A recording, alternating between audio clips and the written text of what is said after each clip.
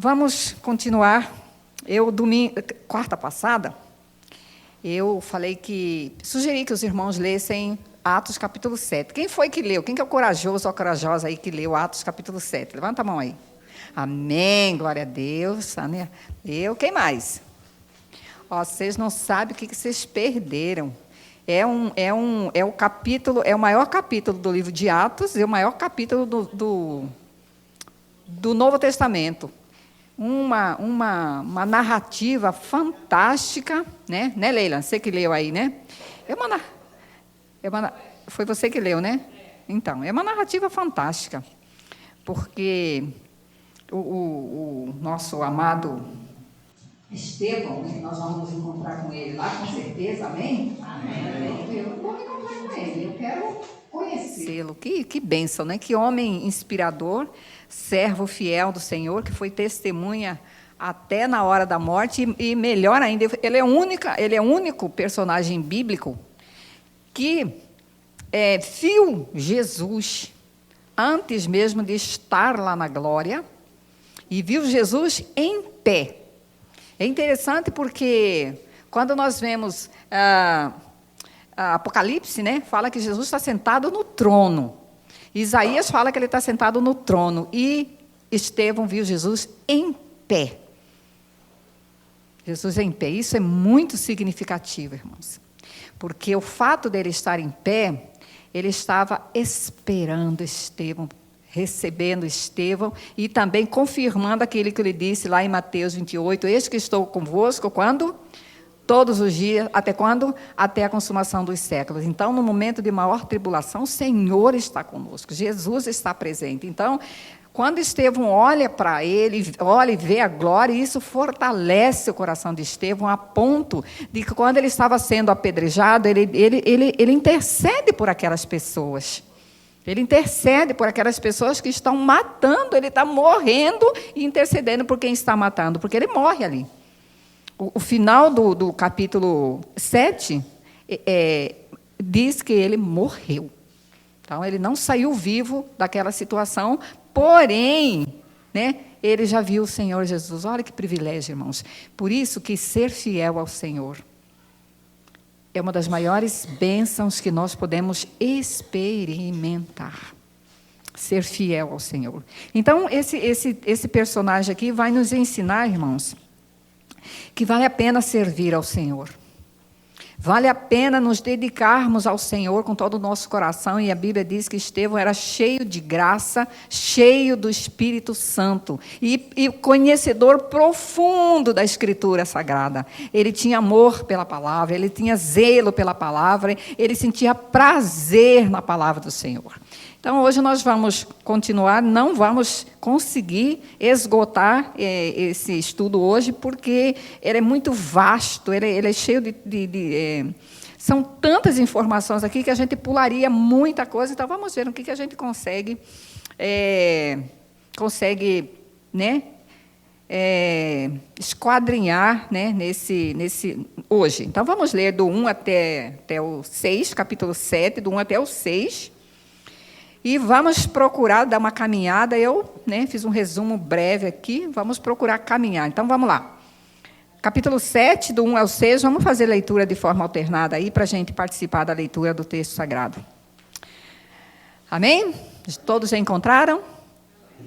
Então, lhe perguntou o sumo sacerdote: porventura é isto assim? Estevão respondeu: farão os irmãos não.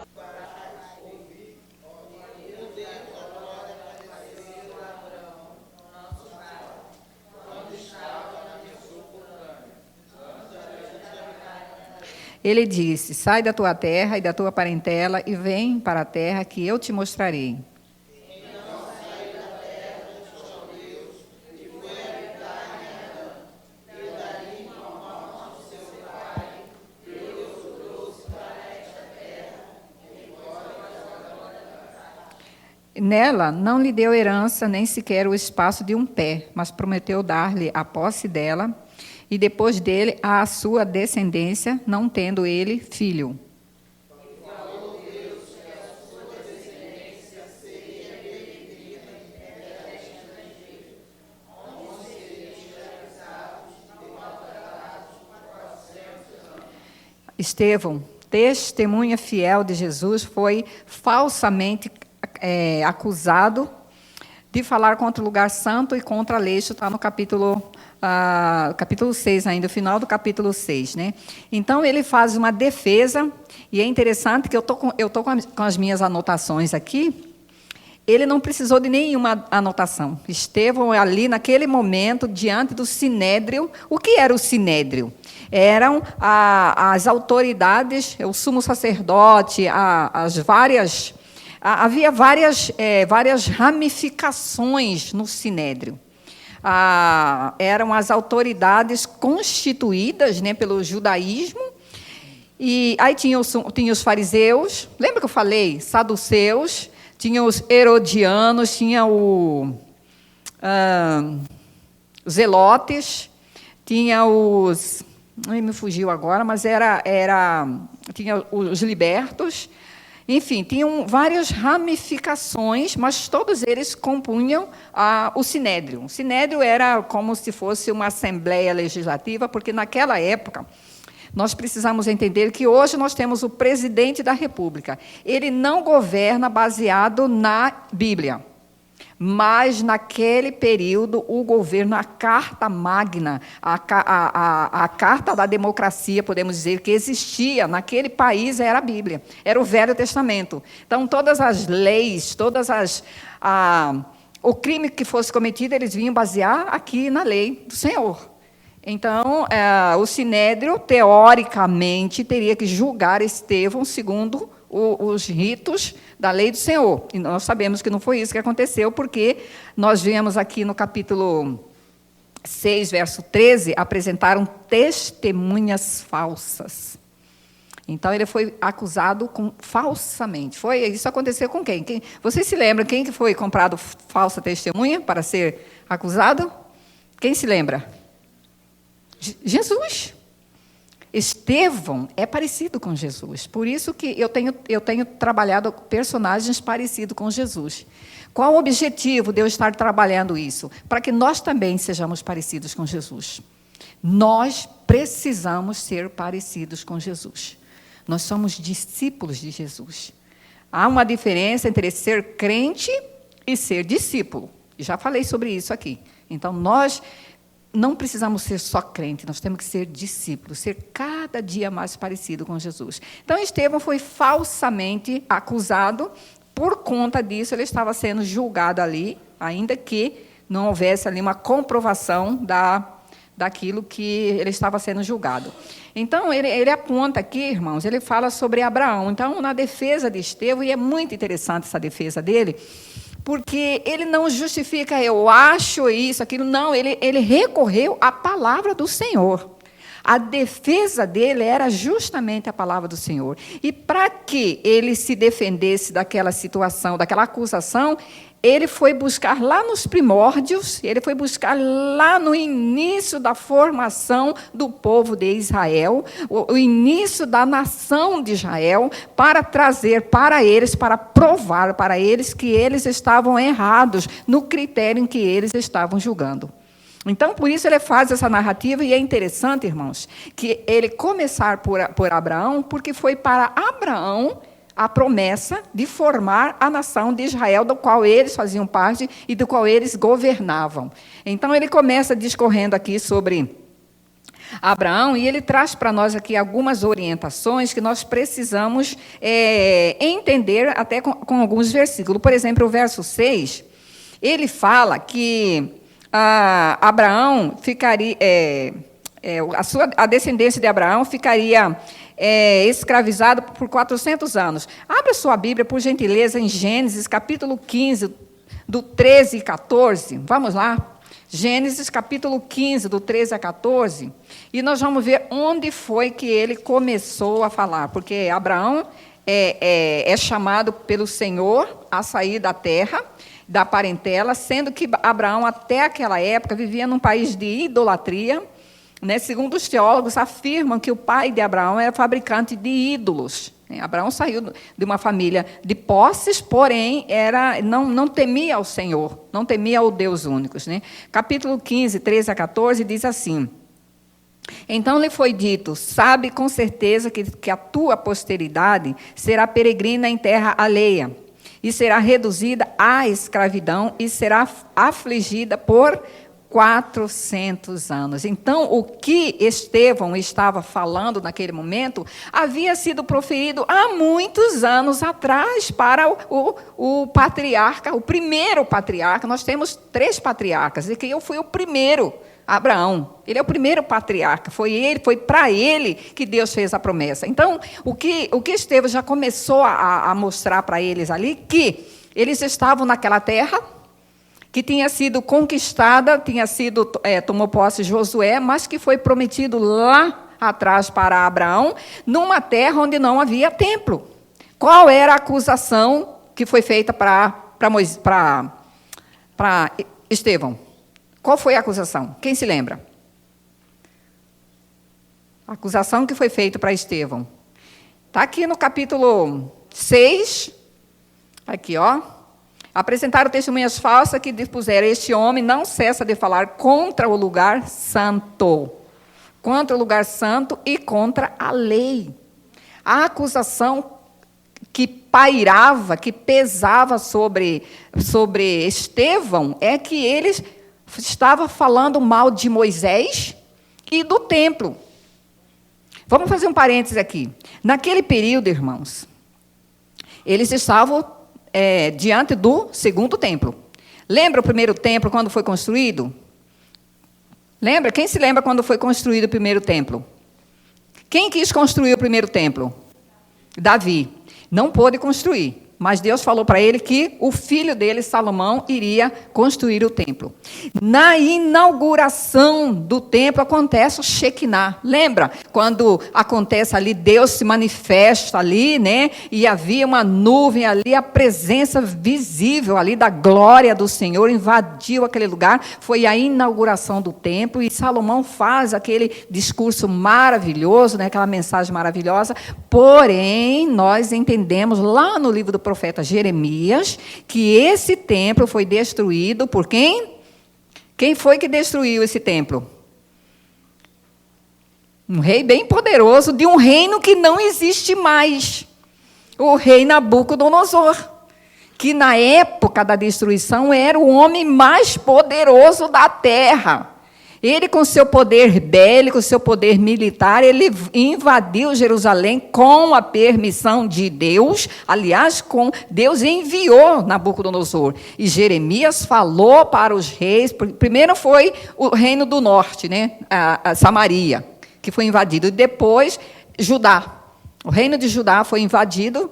Nabucodonosor entra primeiro, leva cativo, né, aquelas pessoas, e depois ele vem e destrói o templo, leva os seus utensílios, né? A gente lê lá que Belsazar bebe, né, na taça lá e aparece Menel, Tekel, Parsim. Então, esse primeiro templo foi destruído. Mas depois o império Dario, né, o império da Síria toma e eles voltam para Israel, eles reconstroem o segundo templo, que é este lugar santo do qual eles estão falando.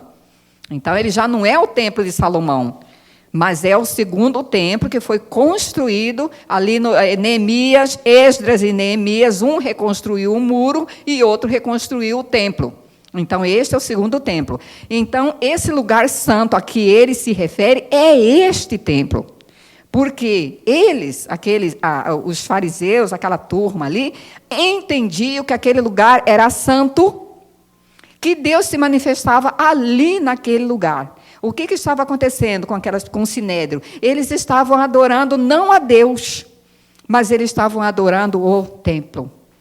Eles estavam idolatrando o templo, achando que Deus só manifestava no templo, que a presença de Deus só manifestava ali. Por isso que nós lemos no capítulo 5 que eles tinham inveja dos apóstolos, porque os apóstolos realizavam sinais, prodígios e maravilhas, e eles pregavam no pórtico de Salomão. Qual que era a parte do pórtico de Salomão? Era o alpendre. Era do lado de fora. Não era o lado de dentro, porque do lado de dentro só eles podiam realizar ali as liturgias, os rituais, porém, nunca nenhum deles curou ninguém, nunca nenhum deles libertou ninguém, porque neles não tinha poder, nem autoridade nenhuma. E nós vamos, no decorrer do capítulo 7, nós vamos ver que uma das defesas de Estevão era provar para eles que Deus não habita apenas naquele lugar. E quando ele começa falando com Abraão, ele vai tentar mostrar para eles que Deus não manifestou ali no templo, Deus manifestou lá em Harã, porque foi lá em Harã que Deus chamou Abraão. Ou seja, Deus é Senhor de toda a terra. Deus manifesta o seu poder em todos os lugares. Deus está em todos os lugares e Ele age em todos os lugares. O Salmo 139 diz que Ele, ainda que eu tente fugir para uma estrela ou faça um buraco no fundo do mar, eu não consigo fugir do Senhor. No fundo da terra, pode fazer um buraco. Antigamente, as pessoas falavam que se fizesse um buraco aqui, ia sair lá no Japão, né? Lembra que falavam essas coisas? Se faz um buraco, você vai sair lá no Japão, né? Eu acreditava nisso, sinceramente, eu acreditava nisso. Então, ainda que isso fosse possível, Deus ia estar lá. Quando você saísse lá no Japão, Deus estava lá. O Senhor está lá. Não há como fugir do Senhor, porque Ele está em todo lugar. E esta é uma das linhas de defesa que Estevão vai usar. Porque para eles, o templo. Inclusive na morte do Senhor Jesus, acontece algo extraordinário naquele templo. O que foi que aconteceu? O véu do templo se rasgou de cima para baixo, para provar, irmãos. Aboliu a lei, acabou, que se cumpriu, porque todos os rituais, tudo aquilo são temporais, e todos eles se cumpriram em Jesus Cristo, a quem aqueles homens mandaram matar. Então, Estevão vai provar isso para eles. Então, irmãos, e essa defesa que ele faz é muito interessante, porque no livro de Gênesis nós vemos que Deus lá, quando faz a promessa, já avisou Abraão. A sua descendência vai viver 400 anos como escravo. Quando foi que isso se cumpriu, irmãos? Quando foi que isso se cumpriu? Quem se lembra? E essa promessa que Deus fez a Abraão se cumpriu. Quando? Inclusive eu falei aqui, acho que tem duas quartas que eu falei isso. Quando José é levado para o Egito, vendido pelos seus irmãos, e depois ele leva com a fome, né, ele desvenda o sonho lá do faraó, e são 7 anos de fome e 7 anos de fartura, e ele leva os seus familiares para lá, leva as 12 tribos, entram ali 70 pessoas, e ali Israel se forma, ali no Egito, se forma a nação de Israel. Porém, quando morre o faraó, que era amigo de José, o outro que vem escraviza, porque eles se multiplicavam. Eles foram morar lá em Gósen. Foi essa a terra que Faraó deu. Por quê? Porque o povo de Israel era criador de gado. Eles não poderiam morar dentro do Egito, porque o gado para o Egito é um deus. Lembra quantos deuses tem no Egito? Então, eles moravam lá em Gósen, porque lá era um lugar destinado para eles. Ali eles podiam criar o gado. Então, ali eles vivem e se tornam escravos, fabricantes de tijolos. Lembra que eles eram espancados para produzir tijolos? Então, ali se cumpre. E é interessante, irmãos, eu fico maravilhada quando essa narrativa toda nos faz ver a fidelidade de um Deus que não falha em absolutamente nada, e a fidelidade da Escritura Sagrada, da Palavra do Senhor. Veja bem, essa promessa foi feita muitos anos, mais de 500 anos atrás, e se cumpriu à risca. Os testemunhos do Senhor, como diz o Salmo, são fiéis e verdadeiros. Então, a descendência de Abraão ficou no Egito por 400 anos, tempo necessário para cumprir a promessa e formar a nação de Israel. Não foi por acaso que eles ficaram 400 anos. Havia uma necessidade, havia ali, irmãos, um plano perfeito de Deus. Aquele povo sendo criado ali, eles eram fortes, eles trabalhavam na fabricação de tijolos, eles se tornaram homens fortes. Lembra que Faraó mandava matar os meninos? Lembra? Porque tinha medo que se multiplicasse, porque eles eram fortes. A Bíblia fala que as mulheres hebreias, ela paria muito rápido. Então, tinha contratado 2 parteiras, Sifrá e Puá. Olha que nome bonito das meninas lá, né? Sifrá e Puá eram as parteiras. Quando Moisés nasce, o que aconteceu com Sifrá e Puá? Elas não tiveram coragem de matar os meninos. O que acontecia? Quando os meninos nasciam, quando fazia o parto, é menino, ou torcia o pescoço, então jogava no rio Nilo. Rio Nilo. Elas não tiveram coragem. Quem foi, irmãos, que instruiu Sifrá e Puá a não cumprir a ordem de Faraó? O Senhor. Porque Moisés, Moshe, segundo no hebraico, que seria jogado nas águas, e depois tirado das águas, o significado seria príncipe. Um príncipe libertador, mas também um príncipe que seria rejeitado pelos seus irmãos. Olha outro parecido com Jesus. Então, eles ficaram 400 anos, né, e formou a nação de Israel. Eles caminham 40 anos para chegar na Terra Prometida, certo? Ali, com Josué, qual a primeira cidade que eles entraram? A primeira cidade que eles conquistaram. Lembra que o muro caiu? Jericó, muito bem. A primeira, aliás, a cidade mais antiga que existe é Jericó. Os arqueólogos descobriram as muralhas, o que sobrou, né, ali na terra ali, né? Então, veja bem, irmãos, 400 anos se formou a nação de Israel. Pega a sua Bíblia, irmãos, faz uma divisão aí, pega a divisão do Novo e do Velho Testamento. Vamos ver uma outra coisa, que não é coincidência, porque para Deus não existe coincidência, existe plano perfeito. Aqui, ó. O Novo e o Velho Testamento. O último livro da Bíblia, qual é? Malaquias. E o primeiro livro do Novo Testamento? Quantos anos se passou entre Malaquias e Mateus? 400 anos. 400 anos. Por que Deus deixou esse tempo? É chamado de período interbíblico, 400 anos de silêncio, porque nesses 400 anos, Deus não levantou nenhum profeta. Depois de Malaquias, o profeta que vai se levantar já no Novo Testamento é João Batista, que é conhecido como o maior de todos os profetas, porque foi o único profeta que viu a Jesus. Então, 400 anos se passaram. Qual foi a necessidade de mais 400 anos se formar? Deus estava agora não preparando a nação de Israel, porque ela já existia, mas estava preparando o mundo para receber o Senhor das nações, que é o Senhor Jesus.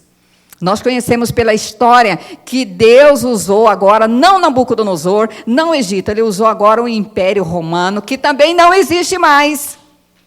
Irmãos, Roma, que dominou o mundo inteiro, hoje se reduz a uma cidade, o Vaticano. Eu vou conhecer. Não, o poderio está ali, no Vaticano. Então, o que Estevão queria mostrar é que é temporal, é passageiro, irmãos. O único que permanece é Deus e a sua palavra. Entra reino, é poderoso hoje, amanhã esse reino já não existe mais, porque o que permanece é Deus, e o que permanece é a sua palavra, as outras coisas são temporais e passageiras. Eu tenho certeza que essa igreja aqui já foi diferente. Já foi diferente, não é? Porque é temporal, irmãos. Eu vejo às vezes irmão que é saudosista, vivendo lá do passado, irmãos. Nós não podemos, porque o que permanece, o que fica, é a palavra de Deus e é o Senhor. Então, irmãos, quando nós olhamos para Gálatas 4:4, o que está escrito em Gálatas 4:4? Vindo, porém, a plenitude do tempo, Deus enviou seu filho, nascido de mulher, nascido sob a lei. Olha outra que parece coincidência, não é coincidência. Nesse Gálatas 4:4 fala plenitude dos tempos. O que isso quer dizer? O tempo pleno, o tempo perfeito, o tempo pronto. Quando Jesus nasceu, irmãos, o mundo falava uma língua. Qual língua que era? Aliás, 2 línguas. O grego e o latim. O aramaico era falado pelo povo judeu, porque eles conservaram a sua língua, aliás, conservam até hoje. Ontem eu estava preparando, domingo que vem é dia da Bíblia, né? Então eu estava preparando a Bíblia hebraica para poder levar lá para a igreja. Não, é surpresa, viu, Carlos? Você não vai contar para ninguém, tá? Você está aqui, eu estou lembrando que você é de lá. É surpresa, está tudo guardadinho lá. E o hebraico, porque nós precisamos entender essa diferença, porém, tem um pedacinho de Esther e um pedacinho de Daniel que era aramaico, né? O resto era hebraico. Porém, na época que Jesus nasceu, irmãos, o Império Romano construiu estrada por todo o mundo por causa da rota comercial. Era preciso expandir as mercadorias, comprar, vender. Então, ele mandou construir estradas. Eu tive o privilégio, irmãos, de andar numa dessas estradas. Divisa da Alemanha com França, tem uma plaquinha lá. Apóstolo Paulo andou por aqui. Eu tirei até a foto lá. Eu não resisti.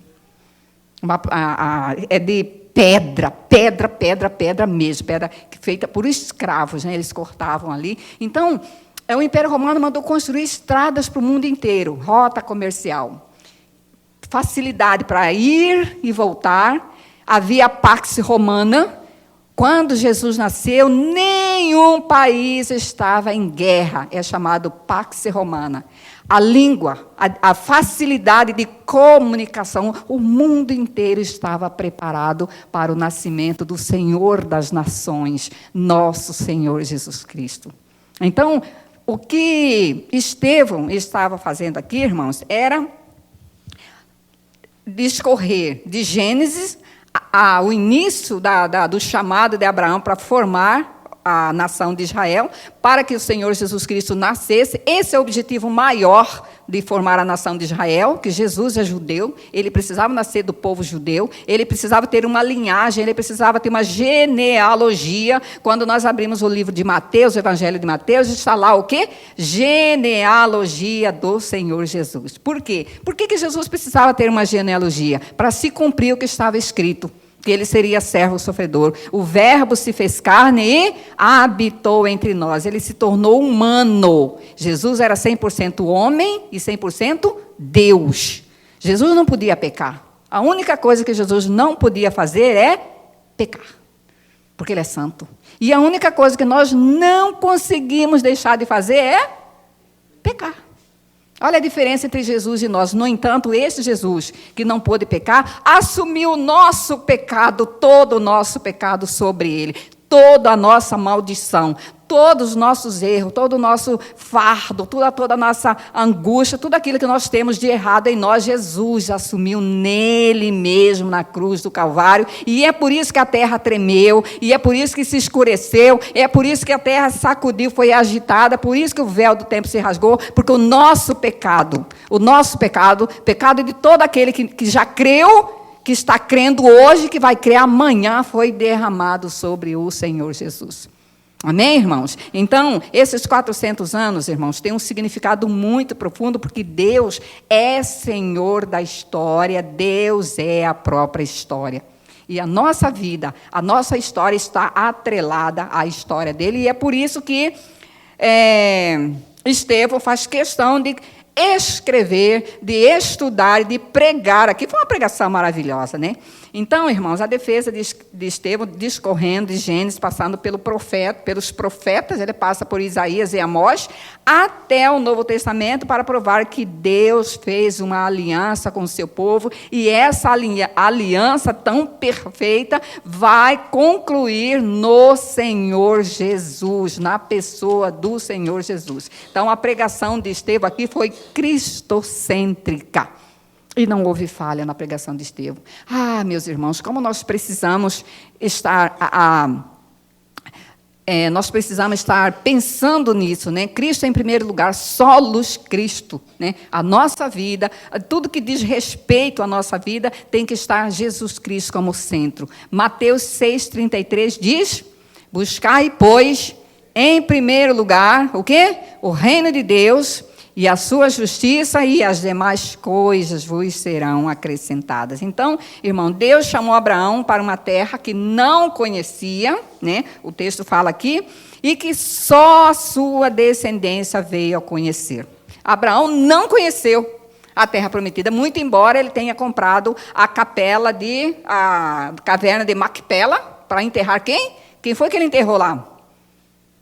Sara. E depois Rebeca e Isaac também foram enterrados ali. Diz a lenda judaica, né? A cultura judaica ali diz que Adão e Eva também foram enterrados lá. É uma ideia dos judeus, né? Não sei, né? Eu não estava lá, mas enfim. Então, capítulo 5, vamos voltar lá para Atos 7, capítulo 5 e 45. Vamos ver o que Lucas escreveu aqui. Essa história de falar, né? Um dia o pessoal brincando com o testemunho de Jeová. Perguntou, você quer ser testemunha de Jeová? Eu não sei, eu não posso, eu não estava lá, eu não vi Deus, eu não posso ser testemunha de Jeová, porque eu não vi Deus. É uma brincadeira, mas que a gente acaba pensando nisso. Vamos lá. Capítulo 7, verso 5, diz assim, nela não lhe deu herança, nem sequer espaço de um pé, mas prometeu dar a posse dela, e depois dele, a sua descendência, não tendo ele filho. Agora, vamos lá para o verso 45. 45. O qual também vossos pais, com Josué, tendo recebido, o levaram e tomaram posse das nações que Deus expulsou da presença dele até os dias de Davi. Veja bem, irmãos. A promessa foi feita em Abraão. E a promessa se cumpriu em quem? Josué. E essa mesma nação foi conduzida até os dias de Davi. O último rei descendente de Davi foi o rei Josias, né? E daí, né, houve aquela divisão de reino ali, aí a coisa bagunçou, e aí a coisa já não continuou mais como estava, enfim. Então, irmãos, Deus ele faz uma aliança com o seu povo, e a aliança que Deus faz, ela não se quebra. Nós, que somos como tesouro em vaso de barro, nós quebramos a aliança com Deus, às vezes todo dia. Porque cada vez que nós cometemos um pecado, nós estamos quebrando a aliança com Deus. Deus não quebra a aliança conosco. Porque se Deus quebrasse a sua aliança, ele não seria Deus. Porque ele é fiel a si mesmo, para depois ele ser fiel conosco. Ele é fiel a ele mesmo, ele não pode mentir. A Bíblia diz que Deus não é homem para que minta, e nem filho de homem para que se arrependa. Deus não mente, Deus não falha. Ele é absolutamente perfeito. Então, ele não quebra a sua aliança. E isso é maravilhoso, irmãos. Isso é maravilhoso, porque isso garante a nossa salvação. Nós não perdemos a nossa salvação por causa da fidelidade de Deus. Ele nos deu Jesus como nosso Salvador, ele nos deu o penhor do Espírito Santo, nós somos selados com o Espírito Santo da promessa, e esse Espírito Santo não sai daqui. Ele nos deu a sua graça, que significa favor não merecido. Então, nós estamos colados em Deus. Salmo 121 diz que nós somos, ele é a nossa sombra à sua direita, não é? Assim como a nossa sombra não descola de nós, assim Deus também não se afasta de nós. Amém, irmãos? Isso é maravilhoso, saber que a maravilhosa graça dele que nos mantém de pé, que nos faz viver, que nos faz estar aqui, embora falhos, né? Embora errados, mas ainda assim o Senhor renova cada dia a sua promessa nas nossas vidas. Isso é maravilhoso, irmãos. E é por isso que nós temos que fazer como Estevão, aprender como Estevão, amar a palavra do Senhor, ler a palavra do Senhor, viver a palavra do Senhor, ser testemunha fiel do Senhor, ainda que correndo algum risco de morte, mas nós não podemos negociar nossos princípios por causa da fidelidade de Deus. Porque o Senhor está vendo. A Bíblia diz que os olhos do Senhor estão onde? Em toda a terra, em todo lugar, os olhos do Senhor estão. Não há como se esconder, não há como fugir da presença do Senhor. Então, vamos lá. Segundo ponto. Deus fala com o seu povo em qualquer lugar. Amém? Isso é maravilhoso, irmãos. Deus fala com o seu povo em qualquer lugar. Aqui na igreja, maravilhosamente, ali no quintal, lá na rua, onde nós estivermos, Deus fala conosco. E isso é a defesa que Estevão está fazendo. Ele não habita só no templo. Isso aqui foi consagrado para ele, isso aqui pertence a ele. Porém, se nós sairmos ali fora, ele está lá também, porque ele reina sobre toda a terra, ele é soberano, ele é governante de todas as nações e de todos os lugares, né? Ele é o Criador, Criador e sustentador de todas as coisas. Então, a exposição de Estevão enfatiza a presença de Deus com o seu povo em lugares no templo e fora do templo e em toda a terra, e é por isso que ele traz toda essa narrativa, passando de Gênesis para Êxodo e vai indo para Números, enfim, ele chega até o Novo Testamento para provar que Deus falou com Abraão lá em Harã, Deus falou com Davi, Deus falou com os profetas, Deus falou com Moisés no Egito, irmãos. Foi lá no Egito que Deus falou com Moisés, quando ele se lembrou que os parentes dele moravam em Goshen, ele foi lá visitar os irmãos, e ali acontece aquele episódio dele matou um egípcio para defender os seus irmãos, e ele é rejeitado pelos seus irmãos, e ele, dá no pé, fugiu. Foi parar onde, hein? Onde que ele foi parar? Midian. Ele foi parar em Midian. Foi por acaso? Claro que não. Quem é o descendente? Quem é o pai de Midian? Quem é o pai de Midian? Midian é filho de quem? De Abraão. Lembra quando Sara morre e Abraão casa de novo? Com quem que Abraão casou? Com Quetura, ou Quetura, não sei qual a pronúncia correta, e ele tem filhos com ela. Por isso que muita gente pensa que Abraão só teve 2 filhos, Ismael e Isaac. Não, ele teve mais filhos com ela, e um filho chamado Midian, de onde vem os midianitas, de onde vem o sacerdote de Midian, pai de Zípora, esposa de Moisés. Olha que história maravilhosa, perfeita.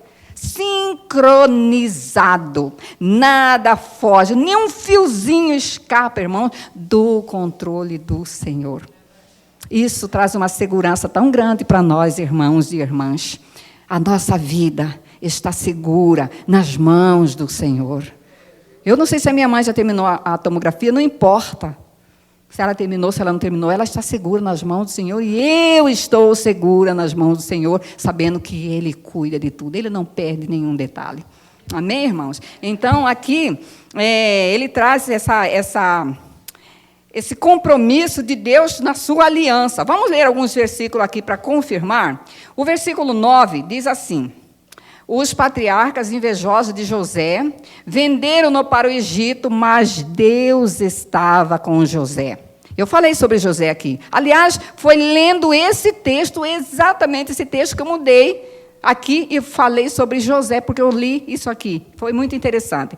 Então, agora vamos ver o verso 30 e 34, nesse mesmo capítulo. Verso 30. Decorrido 40 anos, apareceu-lhe no deserto, no Monte Sinai, um anjo, por entre as chamas de uma sarça que ardia. O símbolo aqui, a sarça aqui, Moisés, porém, diante daquela visão, ficou maravilhado, e aproximando-se para observar, ouviu-se a voz do Senhor: eu sou o Deus de teus pais, o Deus de Abraão, de Isaque e de Jacó. Moisés, tremendo de medo, não ousava contemplá-lo. Disse-lhe o Senhor: tira a sandália dos pés, porque o lugar em que estás é terra santa. Vi, com efeito, o sofrimento do meu povo no Egito, ouvi o seu gemido e desci para libertá-lo. Vem agora que eu te enviarei ao Egito. A história de Moisés é muito interessante. Moisés viveu quantos anos? 120. 40 como filho da princesa, 40 em Midian, 40 como libertador do Egito. Nada foge das mãos do Senhor, nada foge do controle do Senhor. E aqui, ele já está com 90, né? Porque ele já tinha vivido 40 lá como filho da princesa. Aí você pensou um cara com 90 anos recebendo uma missão do Senhor? Olha que maravilha. Deus, ele usa quem ele quer. Aliás, minha mãe está com 90 anos, né? Ele usa quem ele quer, ele usa uma criança, ele usa um adulto, ele usa quem ele quiser para realizar o seu trabalho, a sua missão, para confirmar a sua aliança. Vamos ver aqui outro versículo. Nós lemos o 34, né? O verso 38. Vamos lá. 38. Você está com a sua Bíblia aí? Vamos ler aqui. Verso 38. É este Moisés quem esteve na congregação no deserto, com o anjo que lhe falava no Monte Sinai e com os vossos pais, o qual recebeu palavras vivas para nos transmitir. Quando Estevão fala isso para o Sinédrio, ele está provando para o Sinédrio que ele jamais falaria contra Moisés. Ele foi acusado falsamente, mas ele jamais falaria contra Moisés, porque ele conhece a história de Moisés e ele sabe do valor e da importância que tem Moisés na vida do povo de Israel. Então, quando ele faz esse discurso, irmãos, ele está provando que ele não fez o que ele estava sendo acusado. E isso é terrível, irmãos, porque ele prova que ele é inocente e ainda assim ele é apedrejado. O povo de Israel não rejeitou Jesus só lá no Egito. O povo rejeitou o Senhor a vida inteira. E aí nós vemos a misericórdia do Senhor, porque Israel existe até hoje. Está aí, guerreando, sofrendo. Os meninos saíram de Israel e foram assistir jogo na Holanda. Vocês lembram, viram no jornal? Foram perseguidos. Aonde um judeu vai, ele é perturbado, ele é perseguido, irmãos. E você sabe um dos motivos? Lembra quando eles condenaram Jesus à morte? O que ele foi? Pilatos falou, esse homem é inocente. O que foi que eles falaram? Caia sobre nós o seu sangue. Está caindo até hoje. Está caindo até hoje. Nenhuma palavra saída da nossa boca fica sem resposta, irmãos. Então, a gente precisa tomar cuidado com o que sai da nossa boca. Né? Precisa tomar cuidado com o que sai da nossa boca. Aliás, Jesus Cristo falou que a boca fala. Né? Eu li aqui, verso 38. Vamos para o 44 agora. O tabernáculo do testemunho estava entre os nossos pais no deserto, como determinar aquele que disse a Moisés que eu fizesse segundo o modelo que tinha visto. O que é o tabernáculo? Qual o significado do tabernáculo? Aponta para quem? Para Jesus. Exatamente. Lembra com minúcias que foi... Caraca, já está terminando meu tempo aqui? As minúcias que Deus falou para Moisés para fazer o templo. Cada detalhe era muito importante, porque cada detalhe aquele iria apontar para Jesus. Quando construiu o tabernáculo, Deus mandou colocar a arca lá dentro. O que tinha dentro da arca? Quem se lembra o que tinha dentro da arca? As tábuas da lei, o maná e o que mais? Exato. Oh, esse menino aqui está. Exatamente. Porque cada um daqueles apontava para Jesus. Cada um tinha um significado, irmão. Qualquer dia desses nós vamos estudar o significado, não hoje, que não vai dar tempo. Né? Então, do 46 a 50, vamos encerrar com isso aqui. Olha, você vê, não chegamos nem na metade da meditação. E este achou graça diante de Deus, ele suplicou a faculdade de prover morada para o Deus de Jacó. Mas foi Salomão quem edificou a casa até os 50. Entretanto, não habita o Altíssimo em casas feitas por mãos humanas, como diz o profeta. Isaías 66:11, está aqui. Ó, ele já tinha citado Amós aqui, no versículo 42, que nós vamos ler na próxima aqui, e agora ele cita o profeta Isaías. O céu é o meu trono e a terra o estrado dos meus pés. Que casa me edificarei, diz o Senhor, o qual é o lugar do meu repouso? Não foi, porventura, a minha mão que fez todas essas coisas? Então, é interessante, né, que Estevão fala para eles assim, como Deus vai habitar numa casa feita por mãos humanas se o céu é o seu trono? O céu é o seu trono e a terra é o estrado dos meus pés. Isso quer dizer que Deus anda, irmãos, sobre a terra. Como é que ele vai habitar num templo, num lugar como esse? Então ele queria fazer o Sinédrio entender que era absurdo aquela acusação que estava fazendo contra ele, porque estava escrito na palavra que eles conheciam, porque eles eram doutores da lei. Eles eram doutores da lei, estavam acusando eles de algo que eles conheciam. Deus, irmão, não está restrito. E eu me lembro de uma pessoa que, não fala isso aqui dentro da igreja. Eu estava repreendendo, não fala isso aqui dentro da igreja. Não fala nem dentro da igreja, nem lá fora. Porque o mesmo Deus que está escutando aqui dentro da igreja, está escutando lá fora.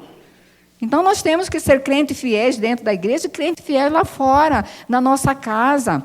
com nossos vizinhos, com o nosso trabalho, porque o mesmo Deus que está vendo, que está escutando o nosso pensamento aqui, é o mesmo Deus que está lá fora. Ele está em todo lugar. A Bíblia diz que a presença dele é tão grande, irmãos, que a presença dele enche o quê? Toda a terra.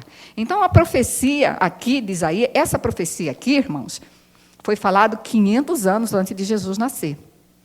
Então, agora, ele está mostrando, através dessa profecia aqui, que Jesus, ele tabernaculou com o homem, conosco, João 1,14, e o verbo se fez carne e habitou entre nós, a palavra ali é tabernaculou, ou seja, veio para morar definitivamente conosco. A única coisa que não é transitório e não é passageira é justamente o Senhor da glória a quem eles mataram. Jesus não é transitório, irmãos. Ele disse, aquele que vem a mim, de maneira nenhuma lançarei fora. A nossa doutrina nos ensina que uma vez salvo, salvo para sempre. Nós somos salvos para sempre, irmãos. A salvação concedida por nós, para nós, por Senhor Jesus, é para sempre. Ele está colado em nós, ele está dentro agora, nós, irmãos, nós. Agora é uma coisa séria demais para nós ouvirmos.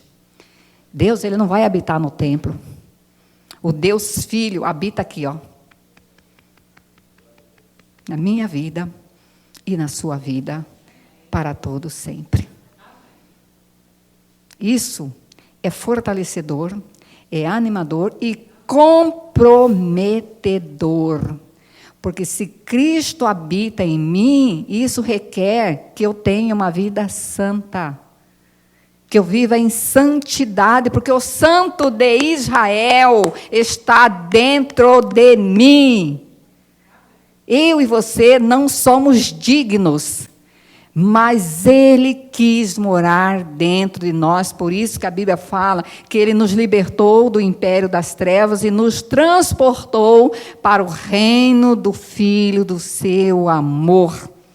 Ele disse, vinde a mim, todos que estáis cansados e sobrecarregados, e eu vos aliviarei.